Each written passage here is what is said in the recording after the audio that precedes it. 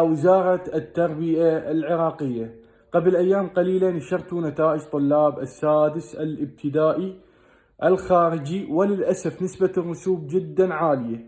اللي نتمناه من وزارة التربية، اللي نتمناه من وزير التربية، أن يكون الدخول الشامل لطلاب السادس الابتدائي الخارجي، نظرا لظروفهم ومسؤولياتهم، ونظرا لصعوبة بعض المواد، ونظرا للالتزامات اللي يمر بيها كل طالب خارجي تارك صار له سنوات. فاللي نتمناه يا وزير التربية أن يكون الدخول شامل، وأن تساعدهم وتنظر لهم بعين الأبوية. وأتمنى من كل عراقي شريف أن يشارك هذا المقطع إلى وزارة التربية، وأن يعلق قد ما يقدر على هذا الفيديو بكلمة الدخول الشامل مطلبنا. شاركوا هذا الهاشتاج طلاب، خلي نوصله إلى وزارة التربية، عسى وإلا أن يوصل صوتنا إن شاء الله. تحياتي لكم الأستاذ علي محمد.